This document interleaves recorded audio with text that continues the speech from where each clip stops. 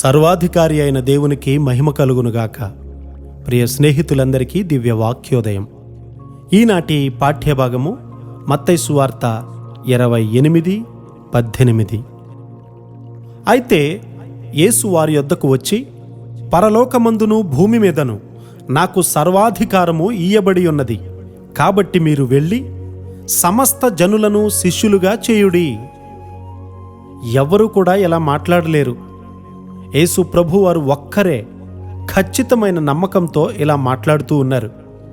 ఆయన ఇహలోక శక్తిని గూర్చి మాట్లాడితే అది వేరే విషయం, కానీ ఆయన పరలోక శక్తిని గూర్చి మాట్లాడుతూ ఉన్నారు. ఇహలోక శక్తులున్నాయి, పరలోక శక్తులు కూడా ఉన్నాయి. ఆయన మానవ రూపంలో వచ్చినప్పుడు తనకున్న బలమునంతటినీ విడిచిపెట్టారు. ఆయన సమస్తాన్ని విడిచిపెట్టి నేను వట్టివాడను అని అంటూ ఉన్నారు.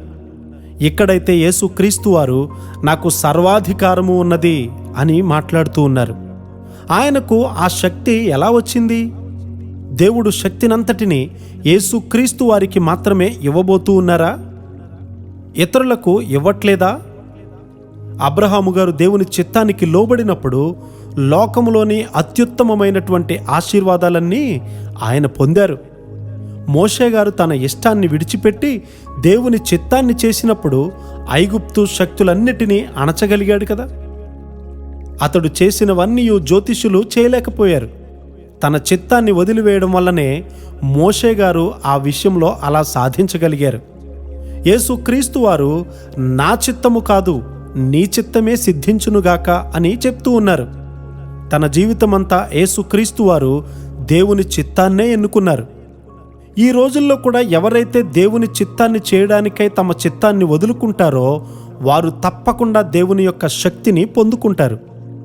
దేవుని చిత్తానికి తమ చిత్తాన్ని అర్పించే విధంగా తన శిష్యులను తర్పీదు చేస్తూ ఉన్నారు ఈయన. ఇది ఒక గొప్ప మర్మము.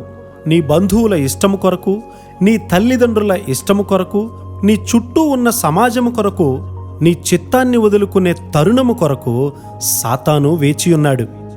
అది శుద్ధీకరింపబడిన సమాజమైతే అది వ్యత్యాసమైన విషయం. అయితే మన సమాజము లోకత్వముతో నిండిపోయి ఉంది. నిన్ను సృజించిన దేవుని చిత్తము కన్నా నీ తండ్రి తన చిత్తము చేయమని ఒత్తిడి చేయడానికి ఎలాంటి అధికారము లేదు. దేవుని మహా ఉద్దేశ్యాలను నెరవేర్చడానికే నీవు పుట్టావు. నీవు భక్తిహీనులకు లోబడి దేవుని చిత్తానికి తప్పిపోయి దేవుని సర్వశక్తిలోని భాగాన్ని కోల్పోవులాగు సాతానుడు ఎల్లప్పుడూ ప్రయత్నిస్తూ ఉంటాడు. యేసుక్రీస్తు వారు క్రయధనము చెల్లించారు. సర్వాధికారము భూమి మీద నన్ను నేను త్యజించుకొనుచున్నాను అని ఆయన చెప్పగలుగుతూ ఉన్నారు. సమస్తాన్ని విడిచి యాకోబు, యోహానులు యేసయ్యను వెంబడించారు. యేసయ్య తనకున్నటువంటి సర్వశక్తిని వారితో ఇప్పుడు పంచుకుంటూ ఉన్నారు. మనము మన స్వంత చిత్తాన్ని చేస్తూ దేవుడు మనలను వాడుకుంటాడు అని అనుకోవద్దు. ఒక్కసారి నీవు దేవుని చిత్తాన్ని పోగొట్టుకుంటే సాతానుకు నీ మీద పట్టు దొరుకుతుంది. ఆది నుండి అంతము వరకు యేసుక్రీస్తు వారు దేవుని చిత్తాన్నే చేశారు గనుక ఆయనపై సాతానుకు ఏ సమయంలో కూడా అధికారము దొరకలేదు. మనము కూడా క్రీస్తు వారి చిత్తములో, క్రీస్తు వారి కృపలో ముందుకు కొనసాగుదుముగాక. ఆమెన్.